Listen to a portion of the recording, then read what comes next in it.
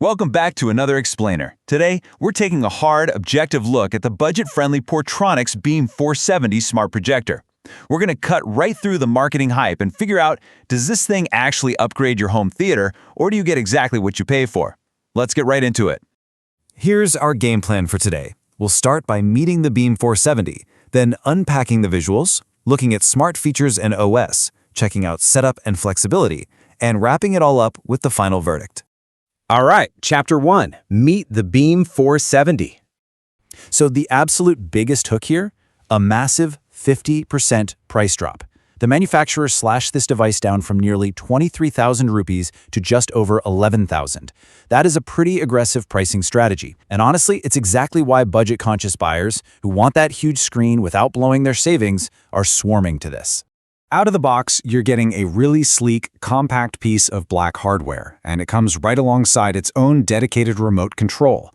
Honestly, it gives off a surprisingly premium feel right from the get-go. You wouldn't necessarily expect that given the entry-level price point we were just talking about. Moving right along to Chapter 2, Unpacking the Visuals. Now, here's an important distinction you need to make when looking at the marketing specs. The Beam 470 offers 1080p Full HD support rather than native 1080p. So, in plain English, it means it can easily process a high-def 1080p signal from your devices, but the physical lens itself is actually projecting at a slightly lower resolution.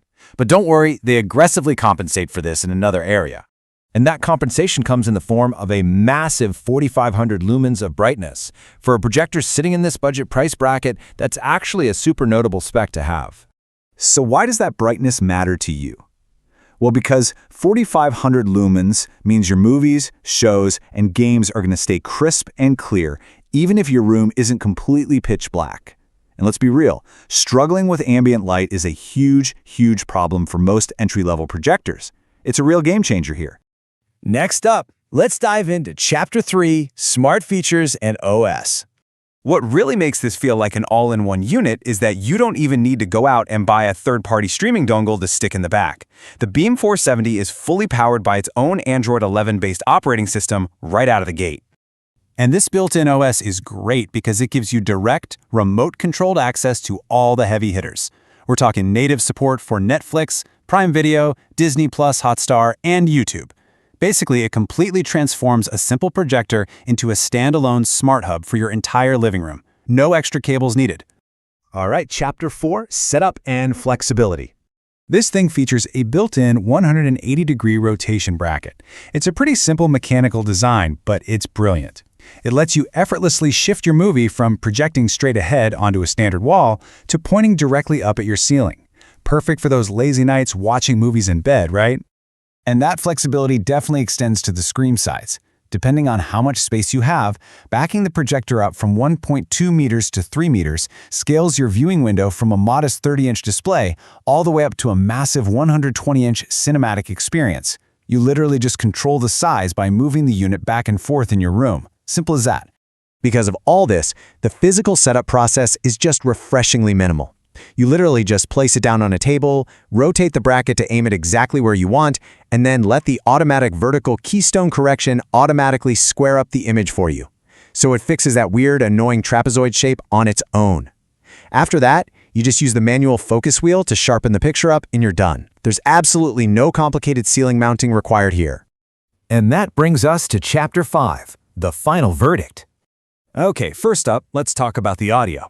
Now, on paper, Portronics claims this features a 5-watt built-in speaker designed for a rich sound experience. But actual buyers found a slightly different reality once they powered it on. Take this review from a verified buyer named Raja. He noted that while the overall product is really good, that 5-watt speaker is incredibly quiet. I mean, he even went as far as to say his own mobile phone had better sound volume. So this pretty much tells us for sure that you are going to need to hook up an external speaker or a soundbar if you want a true theater experience. On top of that, another verified buyer, Nishika, flagged a software bug where her Bluetooth connectivity completely broke after a recent firmware update. Now, she did maintain that the core product was still solid, but it really highlights that budget-friendly Android OS integrations, yeah, they can sometimes come with their fair share of technical hiccups. So I'm going to leave you with this to ponder. Does that incredible 11,000 rupee price point, the flexible 180-degree setup, and those bright 4500 lumens totally outweigh the need to plug in an external speaker and maybe deal with a random Bluetooth bug? Is this the perfect, realistic budget addition to your living room? Take a second to think about what features actually matter most for your own personal setup.